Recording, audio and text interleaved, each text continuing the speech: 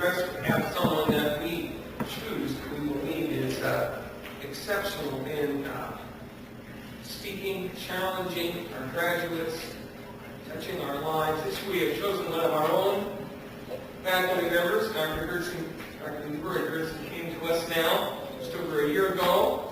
He is in charge of our doctorate of ministry program. But far more than that, he is a godly man, a colleague, and a friend. We're glad to have him speak this evening for our class.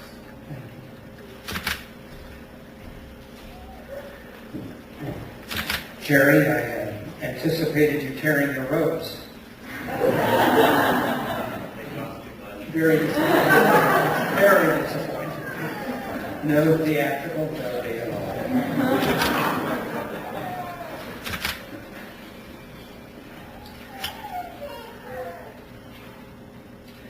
Mr. President, my colleagues, ladies and gentlemen, thank you for this opportunity to share a few parting words to those of you fine men and women of the class of 2009. This evening I haven't chosen to follow a select text of Scripture, as beneficial and as appropriate as that might have been. But I want to challenge you all, and all of us, to re-envision your ministry. To re-envision in view of the world to which you are being sent. Peter Drucker, the father of modern-day management, wrote in his book, Managing in a Time of Great Challenge and Change. Every few hundred years throughout Western history, a sharp transformation has occurred. In a matter of decades, society altogether rearranges itself, its worldview, its basic values, its social and political structures, its art, its key institutions. 50 years later, a new world exists, and the people born into that world can't even imagine the world in which their grandparents lived and into which their own parents were born. And I believe there are reasons to believe that we are living in such an age as this. Tom Rainer of the Billy Graham School of Evangelism at the Southern Seminary demonstrates from a recent survey that a significant shift in the spiritual makeup of the United States is underway, as we all know, unlike, however, any in history. In his study of those who claim to be born again, he suggests that 65% of the individuals of the Builder generation, those born prior to 1946, claim to have a personal relationship with Jesus Christ.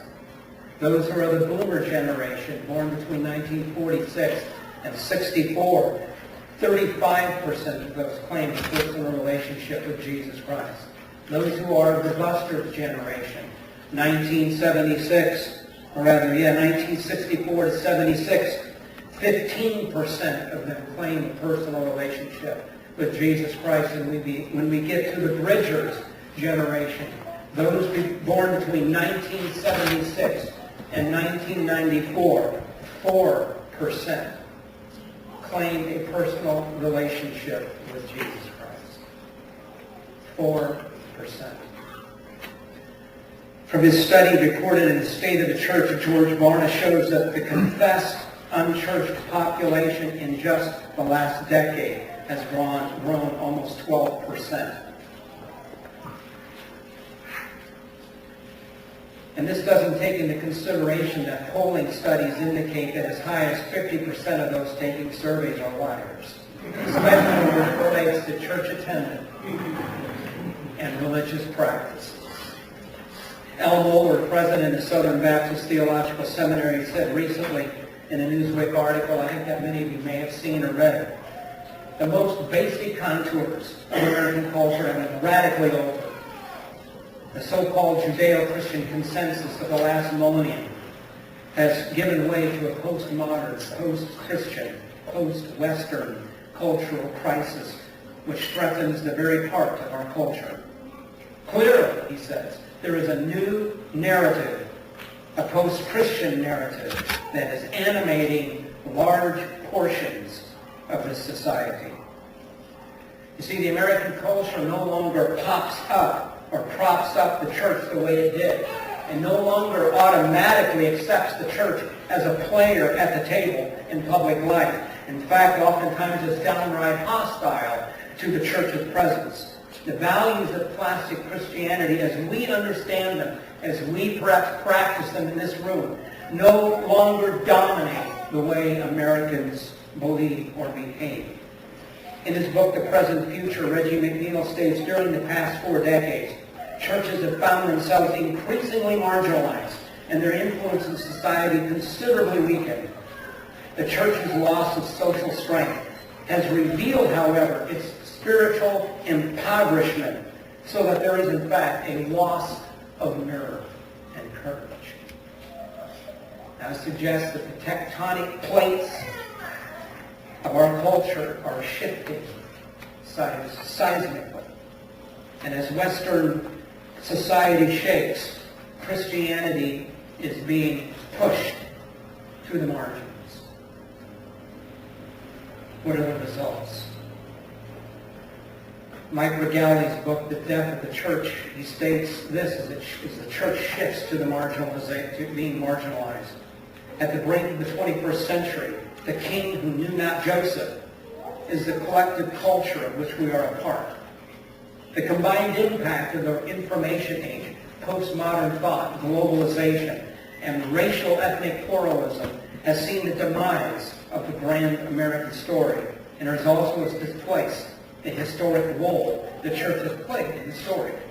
And as a result, we are seeing the marginalization of the institution, of the institutional church. Andrew Grove, who many of you perhaps remember as the former CEO of Intel, calls this place of change the strategic inflection point on the S-curve of organizational life. And this is a time in the life of a business or an institution or a movement when its fundamentals are about to change. Grove labels this seismic shift the 10X force.